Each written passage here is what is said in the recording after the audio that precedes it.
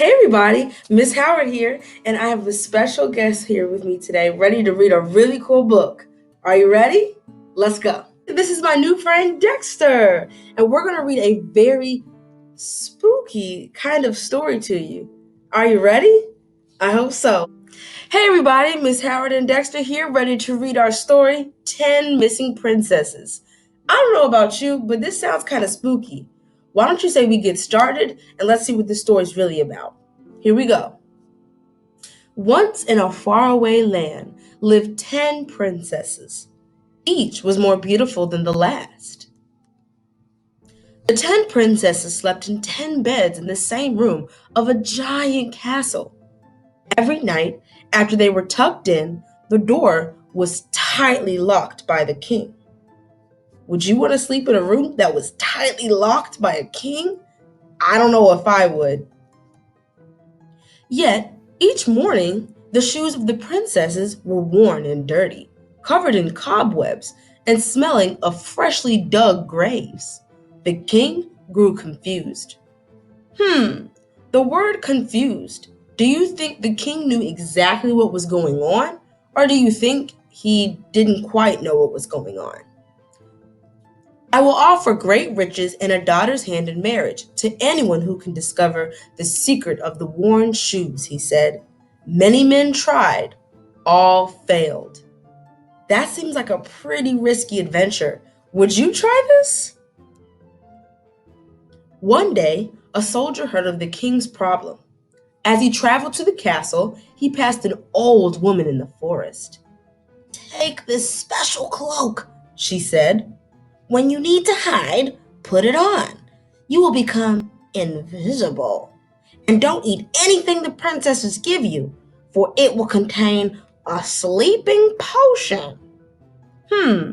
We just read a really big word, invisible.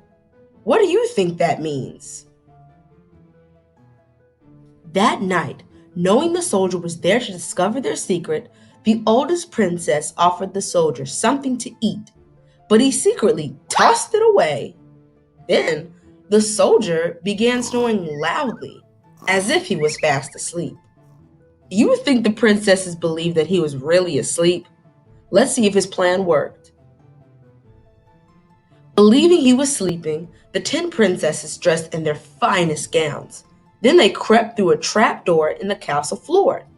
The soldier put on the special cloak and followed the princesses. Tiptoe, toe, tiptoe, tip. The princesses walked into the forest and passed 3 large groves of trees. The first had trees with silver leaves. The second had trees with golden leaves. And the third had trees with shiny diamonds. The soldier snapped a branch from each type of tree and hid them under his cloak. Finally, the princesses arrived at a small lake. There, 10 ghostly princesses with small tin boats awaited them. The princes rowed the princesses to a castle on a hill. The soldier waited below. What on earth do you think could possibly be going on now? Would you want to go to that castle? I know I wouldn't. At the castle, the princesses danced all night until the sun poked its head above the horizon. La la la la la. Their shoes were worn and dirty. Hurry, said the oldest princess. We must get home before the soldier, or our father awakes.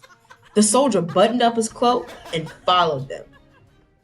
Do we now know why their shoes were so worn and dirty? That was the biggest mystery the king had. That morning, the king called the soldier to come before him. Tell me my daughter's secret, he said, or you will die like the other men who failed. The soldier removed the 3 tree branches from under his cloak and told the king what he had seen. The princesses gasped and fell back in surprise. For solving the secret, said the king, you may marry one of my daughters. The soldier chose the most beautiful daughter. On their wedding day, the princess took the soldier into the forest. They walked past groves of trees covered in leaves of silver, gold, and diamonds. Then they began to dance. But as they did, the princess turned from a beautiful girl into a skeleton. She giggled and twirled as the soldier desperately tried to free himself. It was no use. The soldier would never leave the forest. There he remains as another ghostly prince in the castle on the hill, waiting to dance the night away. Now that we're done our book, hope you liked it, and if you did, give it a round of applause.